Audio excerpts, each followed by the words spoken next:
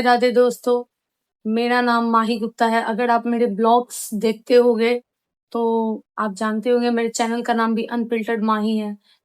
दोस्तों, दरअसल आपने अगर मेरे लास्ट मिनी ब्लॉग को देखा होगा तो आपने उसमें देखा होगा कि किस तरीके से मुझे सीवियर चक्कर आ रहे थे और किस तरीके से मुझे इमरजेंसी में डॉक्टर के पास जाना पड़ा था। 13 तारीख को सुबह उठी तो मेरा बाकी लोगों की तरह दिन बिल्कुल नॉर्मल, अंदर से कोई वीकनेस नहीं, कोई कमजोरी नहीं, कोई भी प्रॉब्लम नहीं। मैं आराम से 13 तारीख को उठी, अपना डेली रूटीन जो भी था सब मैंने किया।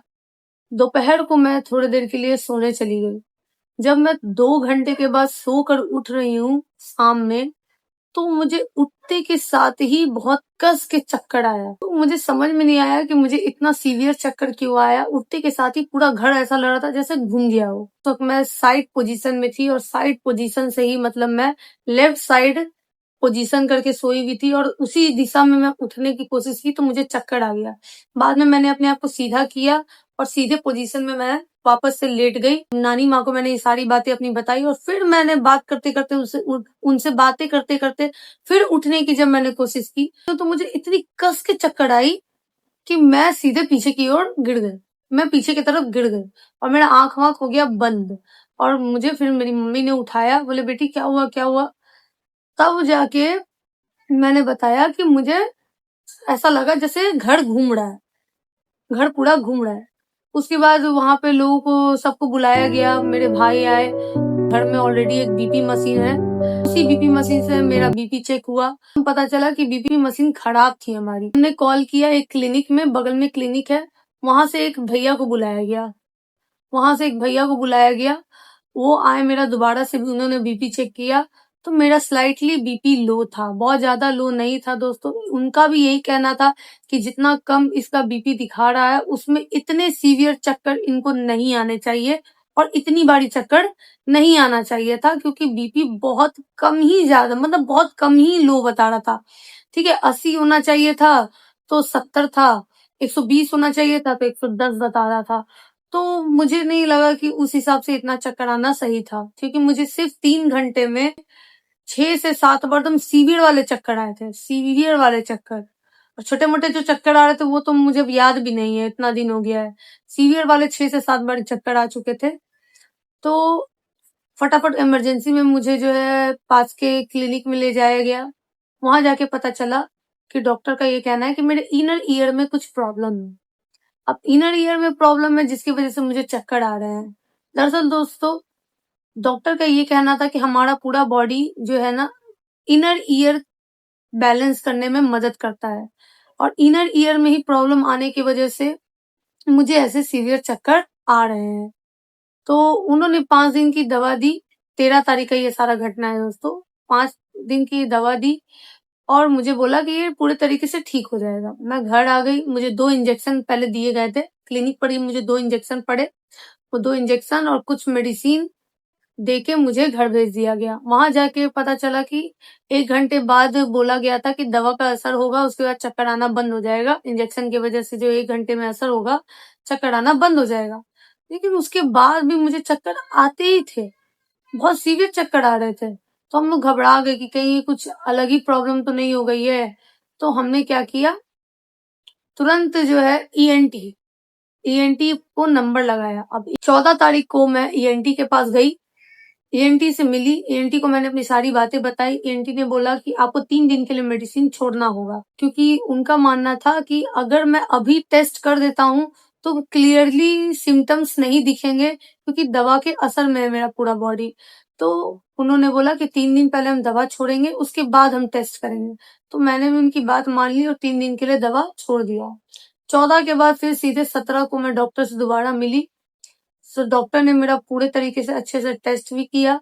टेस्ट करने पे पता चला कि मुझे एंटेरियर कैनाल बीबीबीपी हुआ है, जो कि बहुत ही रेयर और अनकॉमन तरह का बीबीबीपी है। जनरली लोगों को और क्या बोलते हैं उसको, लैटरल, पोस्टेरियर और लैटरल तरह का बीबीबी होता है। मुझे हो गया था एंटेरियर बीबीपी। अब बीबीपी भी क्या होता है, ये एक तरह का वर्टिगो है जिसमें आपका पूरा घर आपको घूमते हुए लगेगा। रीजन इसका ये है कि एक क्रिस्टल कुछ होती है, कुछ क्रिस्टल होती है हमारे बॉडी में, जो हमारे इनर ईयर के कैनाल में जो है ना, वो तैरने लगती है। और जब जब वो तैरती है तो आपको ऐसा लगेगा कि आपका घर पूरा घूम रहा है या आप घूम रहे हो, आपको बहुत सीवियर चक्कर आएगा। तो उसी को कुछ एक्सरसाइज करा के उस क्रिस्टल को उसके जगह पे पहुंचाया जाता है। उसी को कहते हैं रीपोजिशनिंग मैन्यूवर। तो डॉक्टर ने मेरा रीपोजिशनिंग मैन्यूवर किया। उसके बाद मुझे थोड़ा-सा अच्छा फ़ील हुआ उस वक़्त जब डॉक्टर ने किया। फिर मैं वहाँ से घर आ गई।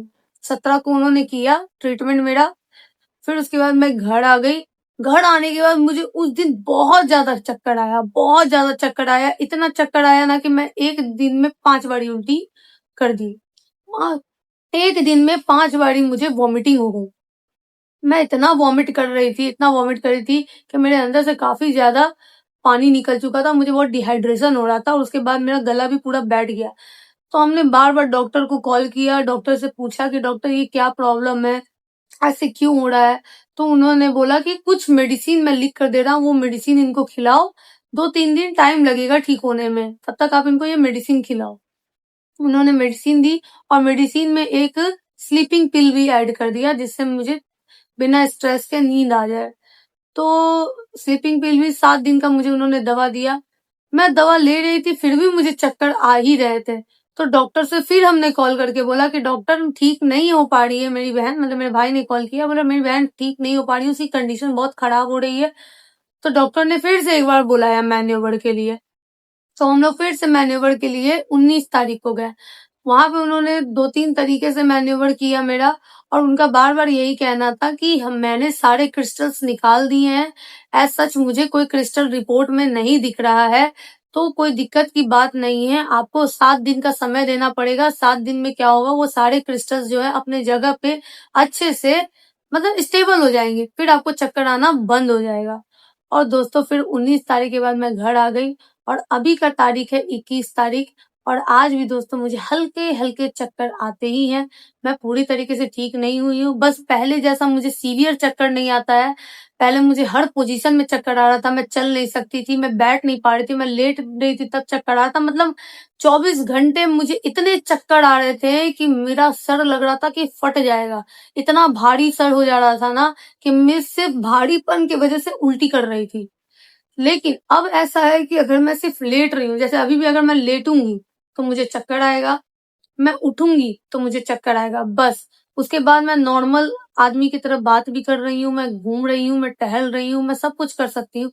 बस मैं अपने पोज़ीशन को ज़्यादा हिला नहीं सकती हूँ, चेंज नहीं कर सकती हूँ, वरना मुझे बहुत सीवियर चक्कर आता है और ये जो मेरा आप आँख देख रहे हो, जो कि छोटा हो रखा है, वो बहुत ज़्यादा चक्कर आने की वज़ह से ही उसी का साइड इफ़ेक्ट है और कुछ मेडिसिनल साइड इफ़ेक्ट भी है क्योंकि मैं मेडिसिन भी ले रही हूँ, नींद की गोली मुझे चल रही है, चक्कर नहीं आने की दवा चल रही है, तो इसकी वज़ह से क्या हो रहा है थोड़ी-सी डिज़ीनेस है अभी भी और इसकी वज़ह से आँख भी मेरा थोड़ा छोटा हो रखा है। ओवरऑल कंक्लूज़न क्या है दोस्तों? मुझे जहाँ तक समझ में आया दोस्तों कि ये जो कंडीशन है वर्टिगो और बीवीपीपी की, ये किसी के साथ भी हो सकती है, कभी भी हो सकती है और ये कोई घबराने वाली बीमारी है भी नहीं। जिस तरीके से मैं पैनिक कर रही थी, मैं इसीलिए पैनिक कर रही थी दोस्तों क्योंकि मुझे इस बीमारी के बारे में बिल्कुल भी पता नहीं था। मुझे आज तक कभी हल्का-फुल्का भी चक्कर नहीं आया है। तो मुझे बिल्कुल ही समझ में नहीं आया कि मेरे साथ हुआ क्या आखिर? तो मैं बहुत पैनिक कर रही थी। लेकिन बाद में मुझे पता चला कि ये किसी के साथ भी हो जाता है और मुझे मेरे जानकार में भी 2-3 लोग मिल गए जिनके साथ ये ऑलरेडी हो चुका है। लेकिन हाँ, मेरे जितना लंबा नहीं रहा है उनका, मेरा थोड़ा ज़्यादा लंबा चला पर उन्हें भी ये सारी प्रॉब्लम्स हुई हैं। इसका इसका उपाय क्या है? उपाय क्या है? तो इसका मेडिसिन से कोई ताल्लुक नहीं है। ये एकमात्र ऐसी बीमारी मुझे अभी तक पता चली जिसको आप दवा से ठीक नहीं कर सकते हो।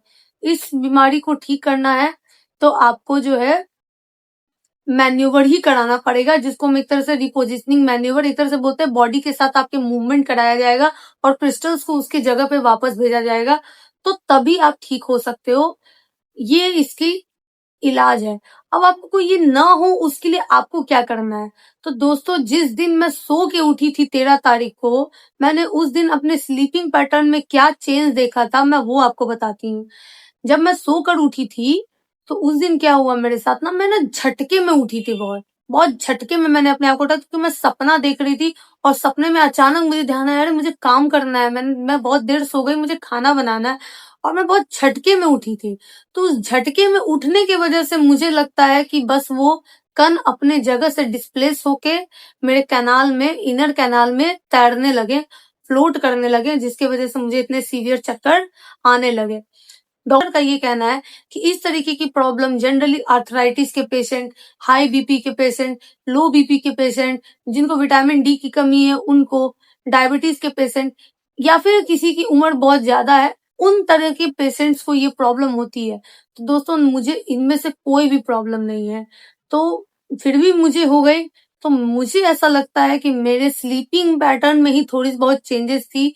मैं बहुत झटके में उस दिन उठी थी, जैसा लगा कि मतलब मैं अगर क्या ही बताऊं, मैं उस दिन पता नहीं कौन सी ट्रेन मेरी छूट रही थी, जो मैंने अपने जीवन में ये काल लिख दिया। अपने लाइफ में इतना बीमार पड़ी हूँ, लेकिन मैं इतना मैंने नहीं रोया है जितना मैं उस 5 दिन में मैं रोई हूँ। मैं बहुत रोई हूँ कि मुझे इतना प्रॉब्लम क्यों हो रहा है, मेरा ये बिल्कुल पोर्शन काम नहीं कर रहा था। लेकिन जब धीरे-धीरे ये बीमारी से मैं थोड़ा यूज़्ड टू हो गई, दिखाते-दिखाते मुझे समझ में आया कि बीमारी उतनी भी बुरी, मतलब उतनी भी बुरी नहीं, उतनी भी खतरनाक नहीं है, जितना खतरनाक मैंने इसको अपने दिमाग में बना लिया था। बस दोस्तों, कभी भी उठा करो नींद से, तो 2-3 मिनट अपने आप को बेड पे टाइम दिया करो, चाहे कितना भी लेट हो रहा हो, अचानक से मत उठना। अपने आप को थोड़ा समय देना, आराम से लेटो, रिलैक्स करो, आँख आराम से खोलो, 2-3 मिनट इधर-उधर देखो, जब तक बॉडी तुम्हारा स्टेबल ना हो जाए, माइंड तुम्हारा स्टेबल ना हो जाए, तब तक बेड को मत छोड़ना। और उसके बाद धीरे-धीरे आराम से बेड से उतरो। उसके बाद आपको जितना झटाके से चलना है चलो ना, लेकिन उतना टाइम अपने आप को ज़रूर दो, तभी जाकर आपका भी कंडीशन मेरे जैसा नहीं होगा। ये मेरा पर्सनल एक्सपीरियंस था जो मैंने आपसे शेयर किया दोस्तों। आई होप कि मेरे इस वीडियो से आने वाले लोगों को, जिनको भी कभी ये प्रॉब्लम होगी, उनको बहुत हेल्पफुल होगा, हेल्प मिलेगा कि हमें अपने बॉडी के साथ बहुत ही सचेत रहने की ज़रूरत है। ज़्यादा उसको छेड़-छाड़ करोगे तो कभी भी कोई भी बीमारी पकड़ सकती है। और हर चक्कर बीपी लो की वजह से नहीं होता है। हर चक्कर की वजह बीपी लो नहीं होती है। तो लोग हमेशा आपको जब भी चक्कर आएगा तो यही बोलेंगे, खाती नहीं है, पीती नहीं है, बीपी लो हो गया है। तो ऐसा नहीं है, कभी-कभी कुछ चक्कर इस तरीके से भी आते हैं। बस में मुझे नहीं लगता है कि मैं कुछ कर पाऊँगी, लेकिन अब मैं कोशिश करूँगी, क्योंकि मेरा मूवमेंट पहले से सही है, तो मैं कोशिश करूँगी मैं कुछ वीडियोज़ डालूँ। तो बस आप सपोर्ट अपना बनाए के रखना दोस्तों। मुझे प्लीज़ सब्सक्राइब करें मेरे चैनल को, मेरे वीडियोज़ को लाइक करें और ज़्यादा से ज़्यादा शेयर करें। बाहर आऊँगी दोस्तों, तब तक के लिए बाय-बाय। राधे-राधे दोस्तों।